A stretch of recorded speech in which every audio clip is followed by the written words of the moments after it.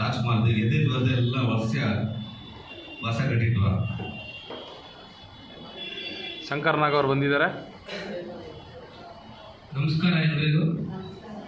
ಇಲ್ಲಿ ಬಂದಿರ್ತಕ್ಕಂಥೆಲ್ಲ ನನ್ನ ಸ್ನೇಹಿತರು, ಬಂಧು ಮಿತ್ರರು, ಎಲ್ಲರಿಗೂ ನಾನು ನಮಸ್ಕಾರ ಹೇಳ್ತಾ ಇದ್ದೀನಿ. ಮೊದಲನೇದಾಗಿ ನಾನು ಬಾಯಿಂಗ್ ಮಾಡ್ತೀನಿ, ಯಾರಂತ ನೀವೇ ಕಂಡುಹಿಡಿದೀನಿ. ಬಾ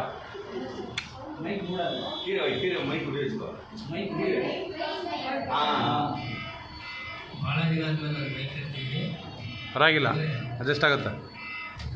ಇಲ್ಲಿ ಬರಬೇಕಂತ ಕಾರಣ ಹನಿ ಮ್ಯೂಸಿಕ್ ಅಕಾಡೆಮಿಗೆ ನಾನು ಕೃತಜ್ಞತೆ ಸಲ್ಲಿಸ್ತಾ ಇದ್ದೀನಿ. ನಮ್ಮ ಮಾವನವರಾದ ಮಲ್ಲಸಲ್ಮಾನ್ ಮತ್ತು ವೆಂಕಟೇಶ್ವರ ಅವರಿಗೆ ನಾನು ಹೃದಯಪೂರ್ವಕ ಧನ್ಯವಾದಗಳು ಹೇಳ್ತೀನಿ.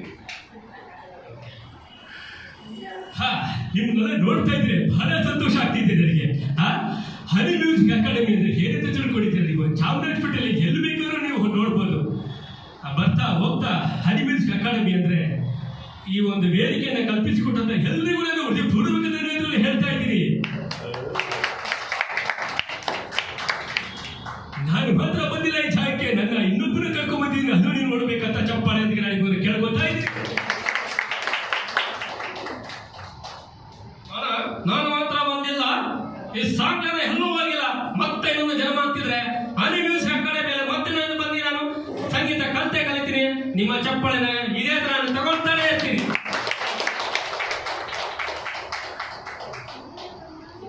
ಮುಂದೆ ಸ್ವತಃ ಮುಸ್ಲಿಂ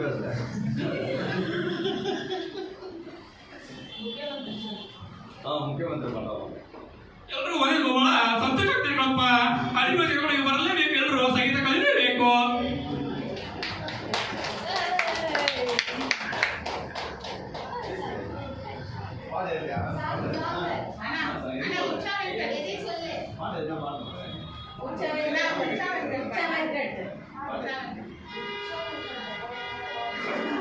ಹುಚ್ಚ ವೆಂಕಟ್, ನನ್ನ ಮಗನ್ ಚಾಮರಾಜಪೇಟೆಗೆ ಬರ್ಬೇಕಂದ್ರೆ ಹನಿ ಮ್ಯೂಸಿಕ್ ಅಕಾಡೆಮಿನ ಫೇಸ್ಬುಕ್ ಮೇಲೆ ಬರಬೇಕು. ಸಂಗೀತ ಕಲಿಬೇಕಂದ್ರೆ ಹನಿ ಮ್ಯೂಸಿಕ್ ಅಕಾಡೆಮಿನ ಒಂದ್ಸಲ ಬಂದು ಭೇಟಿ ಮಾಡಿ ನಿಮ್ಮ ಮಕ್ಕಳನ್ನ ಇದೇ ಬೇಯಿಸೋ ಕೇಳ್ಬೇಕಾಗಿದೆ. ಕನ್ನಡ ಕಲೀರಿ, ಕನ್ನಡ ಬೆಳೆಸ್ರಿ. ನನ್ನ ಮಗನ್ ಎಲ್ರಿಗೂ ನನಗೆ ಅವಕಾಶ ಕೊಟ್ಟಂತ ಎಲ್ಲರಿಗೂ ಧನ್ಯವಾದಗಳು ಹೇಳ್ತಾ ಇದ್ದೀನಿ. ಮುಂದಿನ ಕಾರ್ಯಕ್ರಮವನ್ನು ಈ ರೀತಿ ನಡೆಸ್ಕೊಂಡು ಹೋಗಬೇಕಂತ ಅದನ್ನು ಪ್ರಾರ್ಥನೆ ಮಾಡ್ತಾ ಇದ್ದೀನಿ. இதே ப்ராக்டிஸ் பண்ணினா ரெகுலராக வரும். எப்போனாவும் போது வரமோ வராதுன்ற இதுலேயே அது கொஞ்சம் இதாகிடும். ಈ ರೆಗ್ಯುಲರಾಗಿ ವಾರ ಇದು ನಡೀತಾ ಇರುತ್ತೆ, ಬರ್ತಾ ಇರೋ ಹಾಡು, ನಿನ್ನ ಟ್ಯಾಲೆಂಟ್ ಏನಿದೆ ಅದು ಹೊರಗಡೆ ಬರಲಿ. ವೆಂಕಟೇಶ್, ಎಲ್ರಿಗೂ ಹೇಳ್ತಾ ಇದ್ದೀನಿ, ಇದು ಒಂದು ವೇದಿಕೆ. ನಾನು ಎಲ್ರಿಗೂ ಹೇಳೋದು, ಬೆಂಗಳೂರಲ್ಲಿ ಎಷ್ಟೋ ಕರಾಟೆ ಕ್ಲಬ್ಗಳು ಮಾಡ್ತಾ ಇರ್ತಾರೆ. ಬಂದ್ರ ಕಾಸು ಕೊಟ್ರ ಹಾಡಿದ್ರೆ ಇಷ್ಟು ಪೇಮೆಂಟ್ ಮಾಡಿ ಅಂತ. ಬಟ್ ಈ ಸಂಸ್ಥೆ ಹನಿ ಮ್ಯೂಸಿಕ್ ಅಕಾಡೆಮಿ ಪ್ರತಿಭಾ ಅನ್ವೇಷಣೆ ಒಂದು ಕೇಂದ್ರ ಇದು. ಪ್ರತಿಭೆ ಎಲ್ಲಿದೆ ಅದು ಬೆಳಕಿಗೆ ಬರಬೇಕು, ಒಳಗಡೆ ಅಡಗಿರುವ ಪ್ರತಿಭೆಗಳು ಹೊರಗಡೆ ಬರಬೇಕು ಅನ್ನೋದೇ ನಮ್ಮ ಉದ್ದೇಶ. ಆ ಉದ್ದೇಶದಿಂದಲೇ ಈ ಹನಿ ಮ್ಯೂಸಿಕ್ ಅಕಾಡೆಮಿ ನಾವು 96 ಮಾಡೋ ಟೈಮಲ್ಲಿ ಇನಾಗ್ರೇಷನ್ ಮಾಡೋ ಟೈಮಲ್ಲಿ ನಾವು ಅನೌನ್ಸ್ ಮಾಡಿದಾಗೆ ಎಲ್ಲ ಫ್ರೀಯಾಗಿ ಕಲಿಸ್ತೀವಿ ಅಂತ.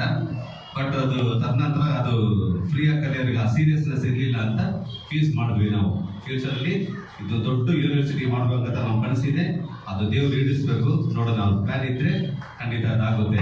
ಫ್ರೀ ಟ್ಯೂಷನ್ ಮಾಡಬೇಕಂತ ಪ್ಲಾನ್ ಮಾಡ್ತಾ ಇದ್ದೀವಿ. ಹಾಡಮ್ಮ